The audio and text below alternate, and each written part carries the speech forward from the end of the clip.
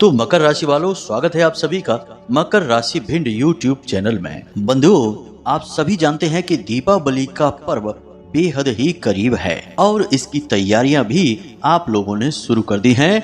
अब हम आपको बताने जा रहे हैं एक ऐसा बेहद ही चमत्कारी और शक्तिशाली उपाय, या यूं कहें कि बेहद ही दिव्य क्रिया, जिसे आपको दीपावली के पहले ही पूर्ण कर लेना चाहिए। जी हाँ बंधुओं, तो आपको करना यह है कि दीपावली के पहले किसी अंधे भिखारी को दान कर देनी है यह एक छोटी सी चीज, और आपको यह दान बेहद ही चुपचाप करना है, किसी को भी ना दिखाना है और ना इसके बारे में बताना है। इस दान को करने के कुछ विशेष नियम रहेंगे, कुछ जरूरी मंत्र जप और कुछ जरूरी वैदिक नियम रहेंगे जिनका आपको पालन करना होगा। यदि आप संपूर्ण नियमों का पालन करते हुए इस दान को दीपावली से पहले कर देते हैं तो यकीन मानिए बंधुओं कि आपकी किस्मत हीरे से भी तेज चमक उठेगी। जी हाँ बंधुओं, माता लक्ष्मी तो आपसे इतनी प्रसन्न हो जाएंगी कि स्वयं आपके घर में चल कर आएंगी और अपने सारे खजाने आपके लिए खोल देंगी। आप यह मान सकते हैं कि आपकी किस्मत जो बंद पड़ी है, उस किस्मत के बंद ताले की चाबी है आज का यह कार्यक्रम और यह महाशक्तिशाली उपाय। जी हाँ बंधुओं, इसे हम महारामबाण उपाय भी कहें तो कोई अतिशयोक्ति ना होगी, क्योंकि इस उपाय या इस क्रिया की शक्ति ही इतनी अधिक है। जी हाँ बंधुओं, अब साधारण तौर पर तो दान करने के विषय में तमाम बातें हैं, कई चर्चाएं भी होती हैं, लेकिन ज्योतिष शास्त्र में और हमारे पुराणों में कुछ ऐसे शक्तिशाली दान कर्म भी बताए गए हैं जो सचमुच में भाग्य को परिवर्तित करने वाले होते हैं। लेकिन बंधुओं, इन दान कर्मों को जानबूझकर छुपा कर रखा जाता है, यूं ही किसी को नहीं बताया जाता है। इन्हें तभी बताया जाता है जब लोग इनकी कीमत देते हैं, क्योंकि आज के इस निजीकरण के युग में सब कुछ व्यापारिक हो चुका है, ज्ञान भी व्यापारिक हो चुका है। इसलिए इन शक्तिशाली उपायों को और क्रियाओं को भी व्यवसायीकरण कर दिया गया है, और जो इन्हें खरीदने की सामर्थ्य रखता है उन्हें ही इनके जानकार लोग बताते हैं। और इसी के द्वारा तमाम ज्योतिषियों का और वास्तु एक्सपर्ट, कुंडली विशेषज्ञ और तमाम प्रकांड विद्वानों का व्यापार चल रहा है। लेकिन हम आपको यह सब कुछ यूं ही बताने के लिए तैयार हैं, और ऐसा हम क्यों कर रहे हैं? क्योंकि हम यह सब कुछ माता रानी की सेवा में समर्पित कर रहे हैं, और हम यह कार्य भी माता रानी की भक्ति मानकर करते हैं। और ऐसा हम क्यों कर रहे हैं आप समझिए। हमारे हिंदू धर्म में सनातनी परंपरा में भगवान की भक्ति करके, उन्हें प्रसन्न करके विद्याएं हासिल करना, सुख संपत्ति हासिल करना और ज्ञान हासिल करना एक अलग बात है, उनका भोग करना भी एक अलग बात है। लेकिन भगवान के प्रति भक्ति आपकी कभी पूर्ण हो ही नहीं सकती जब तक कि आप उस भक्ति का प्रयोग जनसाधारण की सेवा में ना करें। इसीलिए प्राचीन काल में ऋषि मुनि या विद्वान राजा महाराजा समय समय पर गरीब कन्याओं का विवाह से लेकर शिक्षा व्यवस्था से लेकर अन्नदान और धन दान की परंपरा को भी शुरू किए थे, क्योंकि भक्ति के द्वारा प्राप्त ज्ञान और भगवान की कृपा जनता की सेवा में लगाकर ही आप भक्ति को सफल बना सकते हैं, और यही मार्ग हमने भी चुना है। इसलिए हम जो भी श्रेष्ठतम ज्ञान और जीवन उपयोगी चमत्कारी उपाय और क्रियाएं आप लोगों को यूं ही बता देते हैं मुफ्त में। हमें कुछ भी नहीं चाहिए, हमारे लिए तो माता रानी हैं ही। तो शायद आपको अब जवाब मिल गया होगा कि हम इतने शक्तिशाली उपाय और शक्तिशाली क्रियाएं यूं ही आपको क्यों बता रहे हैं, दूसरों की तरह धन कमाने की कोशिश क्यों नहीं कर रहे हैं। तो अब इन बातों से आपको यह तो समझ में आ गया होगा कि यह क्रिया कितनी शक्तिशाली है। लेकिन इस क्रिया को करने का समय निश्चित होता है। एक बार जब दीपावली का पर्व शुरू हो जाएगा तो फिर इस क्रिया को करने का कोई लाभ नहीं होगा। याद रखना बंधुओं कि जब कोई बड़ा त्योहार, बड़ा पर्व हमारे जीवन में आता है तो असल में वह पर्व इस बात का सूचक होता है कि वह महाशक्ति जिसको वह पर्व समर्पित है, उस महाशक्ति का अवतरण हमारे इस धरती लोक पर, या यूं कहें कि मृत्यु लोक में हुआ है। इसीलिए हम उसका पूजन करते हैं। जैसे नवरात्रि में माता रानी का और पितृपक्ष में अपने पितृ देवताओं का पूजन करते हैं, उसी प्रकार दीपावली पर स्वयं धन धान्य, खुशियां, व्यापार, अन्न, सुख, समृद्धि और सद्बुद्धि की देवी माता लक्ष्मी की पूजा करते हैं। तो जब कोई दिव्य शक्ति का अवतरण होने को होता है, उससे पहले ही हम उसके स्वागत की तैयारियां करने लगते हैं। घर वगैरह की सफाई करते हैं, कुछ लोग अपने घरों की पुताई का कार्य करते हैं, जिसकी जैसी सामर्थ्य उस हिसाब से माता रानी की तैयारियां करते हैं। लेकिन ये सब साधारण क्रियाएं हैं। दिव्य शक्तियों को इन सब से कोई लेना देना नहीं है। उन्हें तो लेना देना है आपके मन के भाव और आपके द्वारा की गई कुछ बेहद शक्तिशाली क्रियाओं से। इसीलिए बंधुओं, जो इन विद्याओं के जानकार होते हैं, वे इन समय का और काल का बहुत लंबे समय से इंतजार करते रहते हैं, बेसब्री से इंतजार करते हैं, और इनके जानकार धर्म गुरुओं से और तांत्रिकों से मिलकर अपने जीवन में सद्गति लाने के लिए विशेष पूजा पाठ और अनुष्ठान इन दिनों में करवाते हैं। तो आप समझिए कि यह जो क्रिया हम आपको बताने जा रहे हैं, यह एक बेहद शक्तिशाली अनुष्ठान की भांति आपके जीवन में सद्गति लेकर आएगी। माता रानी का अवतरण आपके जीवन में करवाएगी। बंधुओं, हम ना केवल आपको इस विशेष चीज के विषय में बताएंगे जिसे आपको अंधे भिखारियों को दान करना है, बल्कि हम आपको बहुत ही विशेष वैदिक परंपरा से कैसे दीपावली के त्योहार की आपको तैयारियां करनी हैं, क्या कार्य आपको करने अब से ही शुरू कर देने चाहिए, ताकि माता रानी आपसे बेहद प्रसन्न हो जाएं और आपकी की जाने वाली पूजा पाठ और अनुष्ठान सफल हो जाएं। क्योंकि बंधुओं, केवल एक दिन बस माता रानी की आरती गा देने से माता रानी प्रसन्न नहीं होती। यह तो सभी करते हैं, फिर भी दुखी रहते हैं, माता रानी की कृपा नहीं मिलती है। कृपा तो उसी को मिलेगी जो उस कृपा के पात्र होगा, यानी कि सही तरह से क्रियाओं को करने वाला होगा। उम्मीद है बंधुओं कि यहाँ तक आप सारी बातें समझ चुके होंगे। बस आपसे निवेदन यही है कि पूरे धैर्य के साथ ठंडे दिमाग से आपको कार्यक्रम को अंत तक देखना है, तभी यह कार्यक्रम सफल होगा, हमारी मेहनत सफल होगी और इस दीपावली माता लक्ष्मी का अवतरण आपके घर और आपके जीवन में होगा। हम आपसे गारंटी के साथ कहते हैं कि इस कार्यक्रम को अंत तक देखने वाले का जीवन 100% बदलेगा ही बदलेगा। यह हमारा पूर्ण विश्वास है, जीवन भर का भरोसा है। तो बस आपको इस कार्यक्रम को अंत तक देखना है। तो चलिए बंधुओं, आज के कार्यक्रम की शुरुआत करें, लेकिन इससे पहले माता रानी को आभार अवश्य व्यक्त करेंगे। तो कमेंट बॉक्स में बड़े ही प्रेम से और भाव के साथ लिखिए, जय माँ भद्रकाली कृपा करो। साथ ही साथ जय माँ लक्ष्मी कृपा करो। आपके ऊपर माता रानी की विशेष कृपा होगी और माता लक्ष्मी आपको शुभता का आशीर्वाद देंगी।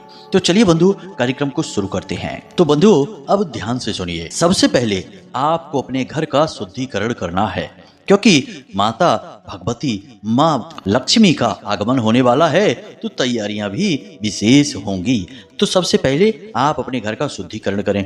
अब शुद्धिकरण से मतलब यह नहीं कि आपने साफ सफाई का कार्य कर लिया और घर शुद्ध हो गया, यह तो भौतिक शुद्धिकरण हुआ। हम बात कर रहे हैं सूक्ष्म शुद्धिकरण की, यानी कि आपके घर को पूर्ण पवित्र करने से, आपके घर में ठहरी हुई नकारात्मक ऊर्जाओं को दूर भगा देने से हमारा मतलब है। तो आपको यह कैसे करना होगा, जरा इसके लिए संपूर्ण विधि को ध्यान से समझ लीजिए, नहीं तो आप फिर विधि मिस कर देते हैं और मैसेज करके पूछते हैं कि गुरुजी आपने क्या बताया था, हम चीजें भूल गए हैं। तो ध्यान से सुनिए। सबसे पहले आपको अपने घर में संपूर्ण स्थानों में, चारों कोनों में, ब्रह्म स्थान में और संपूर्ण दिशाओं में, यानी कि पूर्व पश्चिम उत्तर दक्षिण दिशा हो गई है और इनके बीच के जो कोण होते हैं, कुल मिलाकर 8 दिशाएं हो रही हैं। तो 8 दिशाओं में आपको गंगा जल का छिड़काव करना है। उसके बाद आपको अपने घर के हर एक कोने में लौंग का एक एक जोड़ा भी रख देना है।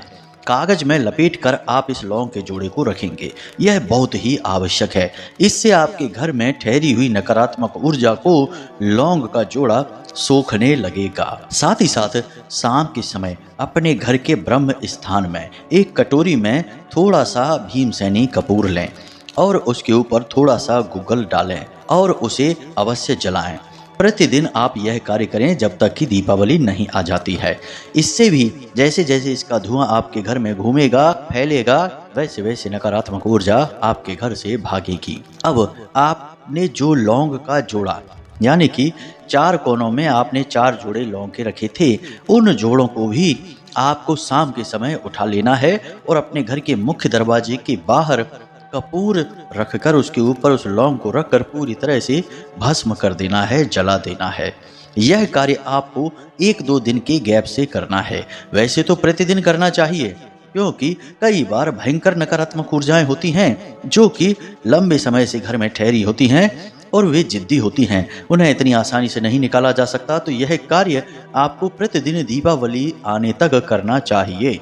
यानी प्रतिदिन आपको 8 लौंगे चाहिए, 4 कोनों में 4 जोड़ी लौंग रहेंगी। तो प्रतिदिन आपको रात्रि के समय यानी कि सूर्यास्त के बाद ये लौंग के जोड़े जलाने चाहिए और गुग्गल और कपूर आपको घर के ब्रह्म स्थान में यानी बीचों बीच आपको जलाना चाहिए। इससे कैसी भी नकारात्मक ऊर्जा हो आपके घर में ठहरी हो वह बाहर निकल जाएगी। इसी के साथ साथ आपके घर में जो पोंछा लगता है उस पानी में थोड़ा सा समुद्री नमक अवश्य मिलवाएं। और इसी के साथ साथ आपके घर में जो टॉयलेट होते हैं उन टॉयलेट में दक्षिणी दीवार के पास एक कटोरी में यानी कांच की कटोरी होनी चाहिए या कप होना चाहिए, उसमें थोड़ी सी फिटकरी, बाजार से फिटकरी लेकर आएं, थोड़ी सी फिटकरी भर के यूं ही रख दें। बस उसे खुला छोड़ दें और भर कर यूं ही रख दें। दीपावली के दिन आपको यह फिटकरी अपने टॉयलेट सीट पर फ्लश कर देनी है यानी बहा देनी है। थोड़ी थोड़ी फिटकरी आप रख सकते हैं। यह फिटकरी भी आपके टॉयलेट में स्थित नकारात्मक ऊर्जा को सोख लेगी। याद रखना बंधुओं कि हर एक घर में टॉयलेट ही एक ऐसा स्थान होता है जहां भयंकर से भयंकर नकारात्मक ऊर्जाएं एकत्रित हो जाती हैं और यह स्थान राहु को भी समर्पित होता है, जिससे इसका शुद्धिकरण करना बहुत आवश्यक होता है। अब इसी के साथ साथ आप अपने घर के मुख्य दरवाजे पर एक तोरण अवश्य बांधें। और तोरण के लिए हमने आपको बता ही दिया है कि आम का पत्ता, अशोक का पत्ता और पीपल के पत्ते, ये 3 तरह के पत्ते आपको चाहिए, जिसे आप लाल धागे में बांधकर, पत्तों को छेदना नहीं है, उन्हें बांधना है। बांधकर अपने मुख्य दरवाजे की तोरण बनाइए, जिसे बंदरवाल भी कहा जाता है।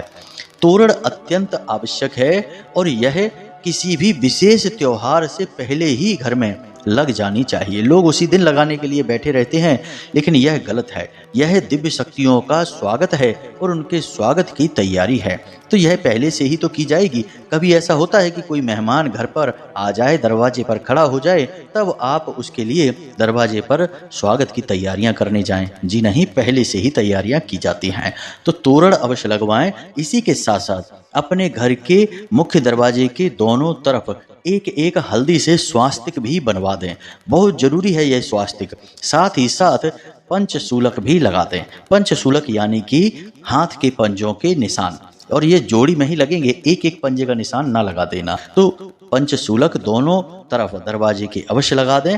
इसी के साथ साथ घर के मुख्य दरवाजे के ऊपर की ओर एक श्री अक्षर अवश्य लिख दें। श्री अक्षर असल में माता लक्ष्मी का नाम है, तो आप यह श्री लाल सिंदूर से ही लिखेंगे या लाल चंदन से लिखेंगे। इसे हल्दी से ना लिखें। हल्दी से आपको स्वास्तिक बनाने हैं, इसके बारे में हमने आपको बता ही दिया है। यह आपके घर की तैयारी हो गई है पूर्ण शुद्धिकरण के साथ। अब माता लक्ष्मी निर्बाध रूप से आपके घर में आएंगी ही आएंगी। अब एक विचित्र सी बात यहाँ पर हम आपको और बता दें कि इसका वर्णन कई पुराणों में मिलता है, जैसे कि शिव पुराण है, लिंग पुराण है, पद्म पुराण है, कि किसी भी जातक के घर जब माता लक्ष्मी जाने का विचार बनाती हैं तो उससे पहले उनकी बड़ी बहन, जो कि हमेशा उनसे तुलना करती रहती थी, पहले जाने की कोशिश करती हैं। और उनकी बड़ी बहन कौन है? माँ दरिद्रता, यानी जिसे हम दरिद्रता देवी कहते हैं, वे जाने का प्रयास करती हैं। उन्हें जैसे ही पता लगता है कि माता लक्ष्मी इस इंसान के घर जाना चाहती हैं, तो वे सोचती हैं कि इनसे पहले हम पहुंच जाते हैं। और इसी चक्कर में कई बार ऐसा होता है कि लोग माता लक्ष्मी के स्वागत में बैठे रहते हैं और पता चला कि घर में दरिद्रता प्रवेश कर गई। जी हाँ बंधु, तो पूजा पाठ का उल्टा परिणाम प्राप्त होने लगता है। जहाँ जो कुछ सही चल भी रहा था वह भी रुकने लगता है। तो इसका उपाय क्या है? तो स्वयं शिव पुराण की कथा में बताया जाता है कि आपको क्या करना है कि अपने घर के मुख्य दरवाजे के ठीक बीचों बीच 7 मिर्ची और 1 नींबू अवश्य टांग दें। अब ऐसा क्यों? क्योंकि दरिद्रता को बहुत ही तीखा और बहुत ही खट्टा स्वाद बहुत पसंद है। यह माँ दरिद्रता का भोजन है। जी हाँ बंधुओं, तो जैसे ही वे आपके दरवाजे पर आएंगी, उनका भोजन आपके दरवाजे पर ही उन्हें मिल जाएगा।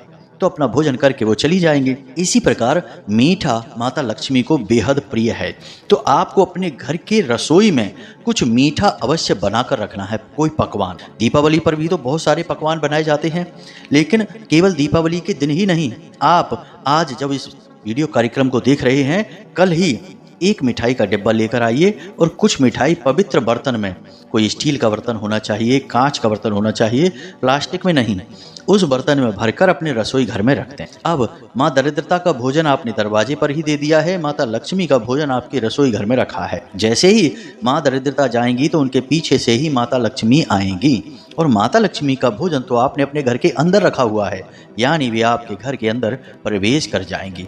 अब आपने अपने घर का शुद्धिकरण भी करवा रखा है, साथ ही साथ घर की साफ सफाई आदि अन्य क्रियाएं भी आपने करवा रखी हैं। इन सब से माता लक्ष्मी प्रसन्न हो जाएंगी।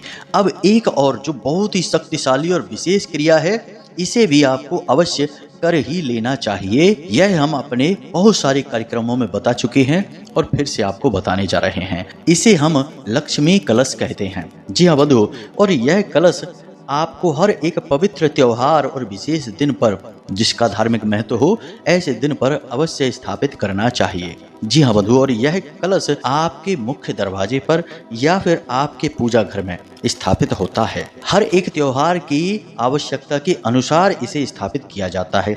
कभी यह कलश गणपति का स्वरूप बनकर स्थापित होता है, कभी यह कलश माता लक्ष्मी का स्वरूप बनकर स्थापित होता है। तो अब आपको यह लक्ष्मी कलश अपने घर के मुख्य दरवाजे पर स्थापित करना है। जी हाँ बंधु, अब कैसे होगा यह? तो बहुत ही सरल है। आपको एक कलश चाहिए, यानी कि कोई एक लोटा या जल का पात्र जिसका आकार घड़े जैसा हो। कलश मिट्टी का भी हो सकता है या धातु का, पीतल का भी हो सकता है। स्टील का बर्तन या लोहे का बर्तन नहीं लेना है। आपने कलश ले लिया। अब कलश में आपको शुद्ध जल भरना है और उसके अंदर आपको एक सिक्का डालना है और थोड़े से चावल डालने हैं। उसके बाद आपको उस कलश के ऊपर एक बर्तन रखना है, कटोरी जैसा, जिसमें आपको अन्न भरना है, यानी गेहूं भरने हैं। उसके ऊपर आपको एक नारियल रखना है। याद रखना कि लक्ष्मी कलश है तो इसके मुख पर आपको लाल रंग का धागा लपेटना है और लाल चंदन से या फिर सिंदूर से आपको श्री लिखना है इस कलश के ऊपर, और नारियल के ऊपर भी लाल सिंदूर से ही आपको श्री लिख देना है। श्री के ऊपर अंक की बिंदी अवश्य लगाएं, तभी यह माता लक्ष्मी का नाम बनता है। श्री सम्मान शब्द है और श्रीम माता लक्ष्मी का नाम है, तो आप उस पर अंक की बिंदी अवश्य लगाएं। यह विशेष बात है, कोई इतनी बारीकी से चीजें नहीं समझाता जैसे हम आपको बता रहे हैं। तो आपने श्री इधर कलश पर भी लिख लिया है। अब इधर आपने जो नारियल रखा है, जिसे हम श्रीफल ही कहते हैं, उस पर भी लिख दिया है, और उस नारियल के आसपास भी आपको 7 बार लाल रंग का धागा लपेटना है। अब यह जो कलश है, यह आपके घर के मुख्य दरवाजे पर बाईं ओर, यानी जब आप अपने घर से बाहर निकलेंगे तो आपके उल्टे हाथ की ओर स्थापित होगा। जब कोई आपके घर के अंदर आएगा तो यह उसके दाहिनी ओर होगा, यानी माता लक्ष्मी के प्रवेश के समय यह लक्ष्मी कलश दाहिनी ओर स्थापित होगा। अब आपको यह लक्ष्मी कलश स्थापित करना है। अब नित्य की क्रिया क्या रहेगी? क्योंकि यह दीपावली के दिन तक चलेगा, तो आपको रोज सुबह इसमें जो जल है उसे अपने दरवाजे पर, मुख्य दरवाजे पर सिंचित करना है और इसमें ताज़ा जल फिर से भर देना है, और इसमें जो सिक्का आपने डाला था उस सिक्के को उठाकर अपने पूजा घर में रख देना है। उसके बाद फिर से एक नया सिक्का डाल देना है, कुछ चावल डाल देने हैं और फिर से उसी प्रकार रख देना है, और उसमें जो आपने अन्न रखा था नारियल के नीचे, उस अन्न को भी एक जगह एकत्रित कर लेना है और एक नए अन्न को, यानी कि उसी कटोरी में दोबारा से नया अन्न भरकर फिर से स्थापित कर देना है। प्रतिदिन सुबह सुबह यह क्रिया की जाएगी।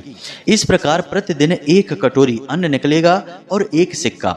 याद रखें कि आपने 5 का सिक्का पहले दिन डाला तो हर दिन 5 का सिक्का ही डालना है। रोज रोज सिक्के की संख्या नहीं बदलनी है। 10 का डाला है तो 10 का ही डालना है।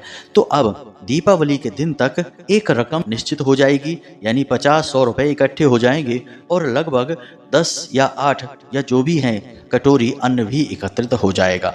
अब आपने यह अन्न और यह जो धन है, इसे आपको दीपावली के दिन भगवान हनुमान जी के मंदिर में जाना है और वहां पर मौजूद राम दरबार में यह समर्पित कर देना है, यानी दान पात्र में डाल देना है, और यह जो अन्न है वह भगवान के चरणों में रख देना है। जी हाँ बंधुओं, फिर मंदिर प्रशासन इस अन्न का जो चाहे वो करे, चाहे इसे मंदिर के भंडारे में प्रयोग कर ले या जहाँ भी करना चाहे कर ले, आपका काम यहाँ पर पूरा हुआ। यह लक्ष्मी कलश स्थापन की क्रिया थी।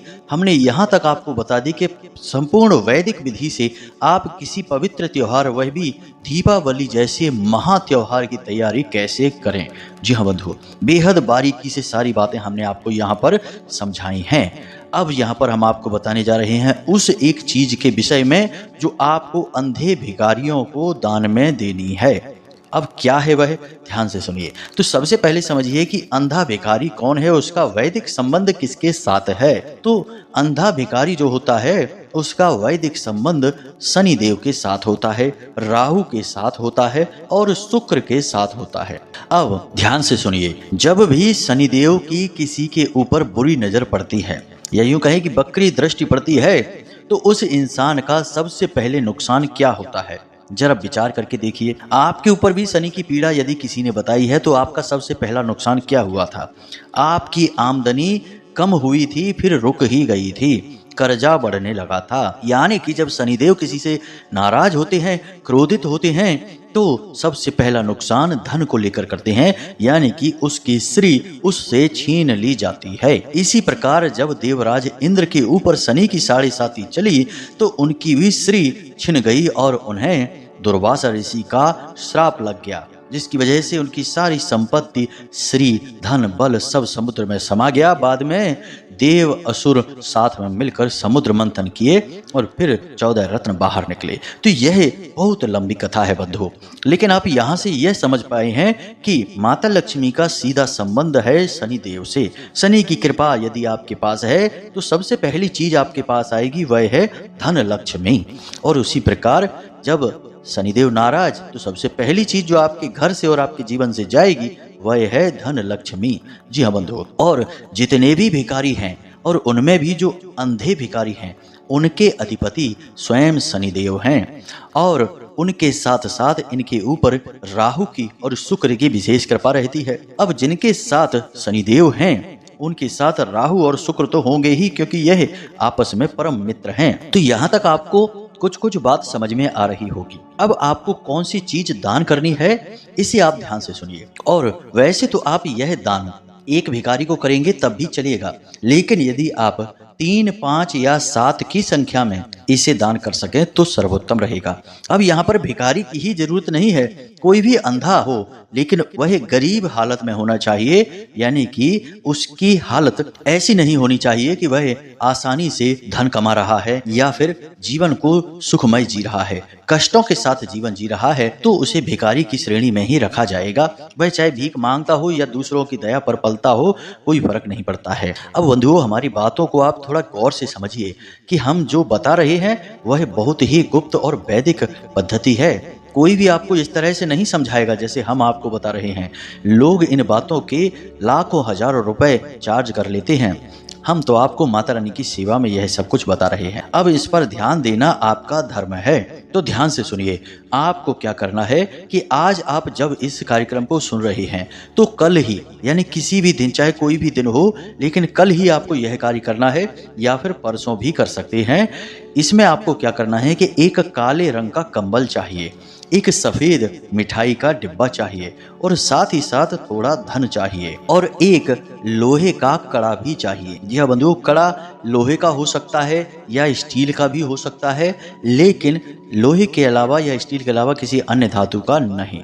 बस इतनी चीजें आपको चाहिए। यदि हाथ में पहनने वाला यानी कलाई में पहनने वाला कड़ा नहीं मिलता है तो आप अंगूठी भी ले सकते हैं। लोहे का छल्ला होना चाहिए कुल मिलाकर, जो राहु का सूचक होगा। अब आपने ये सारी चीज मिलाकर भिखारी को, जो अंधा है, उसे देनी है, यानी कि कंबल देना है, सफेद मिठाई का डिब्बा देना है जो कि शुक्र का सूचक होगी, और शुक्र शनि आपस में परम मित्र हैं। उसी के साथ साथ आपको कड़ा देना है, यानी कि अंगूठी हो या फिर हाथ में कलाई में पहनने वाला चूड़ा या कड़ा कहते हैं वह हो। इसी के साथ साथ कुछ धन भी देना है, और धन ऐसा नहीं कि 10-20 रुपए ही देकर चले आए। धन इतना देना है कि उसके चेहरे पर मुस्कुराहट आ जाए। जी हाँ बंधुओं, याद रखना कि आप जो भी दान करेंगे वह लाखों हजारों गुना बनकर आपको मिलेगा। असल में यह आप अपने लिए ही कर रहे हैं, तो इसमें कंजूसी नहीं करनी है। वैसे तो दुनिया भर के तमाम फिजूल खर्चियों में पैसा उड़ ही जाता है, सत्कर्म में यदि पैसा जाता है तो कंजूसी ना करें, हाथ ना सकोड़ें, तो रकम अधिक से अधिक देने की कोशिश करें। अब आपकी क्षमता है, आप 151 दे दें या 551 दे दें या फिर 1100 रुपये दे दें, क्या फ़र्क पड़ जाएगा। एक भिखारी को यदि आप 500 रुपये दे दें, 3 भिखारियों को देंगे तो 1500 ही जा रहे हैं। एक बार की एक ड्रेस, एक कपड़े 1500 2000 के आ जाते हैं। तो आप समझ लेना कि आपने इस दीपावली एक जोड़ी कपड़े नहीं खरीदे हैं, इसका आपने पुण्य कमा लिया है। यकीन मानिए कि दीपावली के बाद आपको इसका हजारों लाखों गुना बढ़कर वापस मिलेगा। यह इस प्रकृति का नियम है, संसार का विधान है, ईश्वर का विधान है कि जो खुले हाथों से देता है भगवान भी उसे दोनों हाथों से लौटाते हैं, और जो हाथों को सिकोड़ कर रखता है भगवान उसकी जिंदगी से हर एक चीज को चुन चुन कर छीन लेता है। आपने देखा होगा कि जो बहुत कंजूस टाइप के लोग होते हैं, बचा बचा कर पैसा रखते हैं, दूसरों का खून चूस चूस कर पैसा जमा करते हैं, वे जीवन भर कष्ट और पीड़ाओं में ही जीते रहते हैं और उनकी आने वाली पीढ़ियां तक बर्बाद हो जाती हैं। जुआ, शराब, वेश्यावृत्ति आदि में डूबकर सारी धन माया जो उन्होंने इकट्ठी की है उसे लुटा देते हैं। और जो दान धर्म का भाव रखते हैं, सत्कर्मी होते हैं, वे कम धन दौलत में भी बड़े सुखी रहते हैं और उनके सारे काम होते चले जाते हैं। चाहे उनकी कन्या का विवाह हो, चाहे घर मकान बनाना हो, चाहे गाड़ी घोड़ा बंगला लेना हो, सारे काम जो वो सोचते हैं वे होते चले जाते हैं। चाहे पैसा उनके पास हो या ना हो, सारी व्यवस्थाएं भगवान खुद लगा देते हैं, क्योंकि उन्होंने दान धर्म और दया को महत्व दिया है। तो आप इन चीज़ों को हल्के में मत लेना, अपना हाथ मत सिकोड़ना। दीपावली रोज रोज नहीं आती है, एक बार माता लक्ष्मी आएंगी, फिर वर्ष भर उनके ही साथ काम चलाना है। यदि खुशी खुशी आएंगी तो आपको वर्ष भर खुशियां देंगी, और यदि थोड़ी देर के लिए आएंगी तो जल्दबाजी में आएंगी और जल्दबाजी में वापस चली जाएंगी। आपको पता ही नहीं चलेगा, आप धन लक्ष्मी का आनंद ही भोग नहीं पाएंगे, जीवन ज्यों का त्यों बना रहेगा। इसीलिए तो हर व्यक्ति माता लक्ष्मी की पूजा करता है दीपावली के दिन, फिर भी कोई सुखी नहीं होता। सुखी गिने चुने लोग ही होते हैं, जो कि जाने अनजाने में शुद्ध पद्धति को मान लेते हैं, वे ही सुखी हो जाते हैं। तो उम्मीद करते हैं कि आपको यहाँ तक सारी बातें समझ में आई हैं। फिर भी यदि कोई बात आपके मन में हो, कोई प्रश्न हो, तो आप कमेंट करके पूछ सकते हैं या फिर व्हाट्सएप नंबर में मैसेज करके पूछ सकते हैं। समय मिलने पर हम आपके प्रश्नों के जवाब आपको अवश्य देंगे। वैसे हम अपने वीडियो कार्यक्रम में हर बात को बहुत विस्तार से बताते हैं, इसी चक्कर में वीडियो हमारे लंबे भी हो जाते हैं। और कुछ मूर्ख कहते रहते हैं कि गुरुजी थोड़ा जल्दी बताया करो, शॉर्टकट में बताया करो। वे शॉर्टकट चाहते हैं और हम उनसे कहते हैं कि तुम्हारे लिए हमारे कार्यक्रम नहीं है, तुम तो जाओ फनी रील्स और वीडियो देखो, वहीं से तुम्हारा जुगाड़ हो जाएगा। बाकी हमारा तो धर्म से नाता है और ज्ञान से नाता है, और ज्ञान में तो विस्तार और संपूर्ण समझाइश होती ही है। इसीलिए तो यह कहावत भी बनी है कि सब्र का फल बहुत मीठा होता है। जो धैर्य रखता है वही ज्ञानी होता है, और ज्ञानी के जीवन में ही परिवर्तन होते हैं, मूर्खों के यहाँ कोई परिवर्तन नहीं होते हैं। तो उम्मीद करते हैं कि आपको सारी बातें समझ में आ गई हैं। आप इन बातों का प्रयोग करेंगे और अपने जीवन में निश्चित तौर पर अब बदलाव लेकर आएंगे। तो चलिए आज के इस कार्यक्रम को यहीं पर समाप्त करते हैं। हमेशा हंसते रहिए, मुस्कुराते रहिए, सकारात्मक रहिए और भगवान में अपनी आस्था और विश्वास बनाए रखिए, और दिन में एक बार मंदिर अवश्य हो आइए, क्योंकि आपका उद्धार तो उन्हीं की कृपा से होना है। मिलते हैं अगले विशेष कार्यक्रम में, तब तक के लिए धन्यवाद। प्रेम से बोलिए जय माई की, जय माँ भद्रकाली, जय माँ लक्ष्मी। माता रानी आपके ऊपर विशेष कृपा करें। धन्यवाद।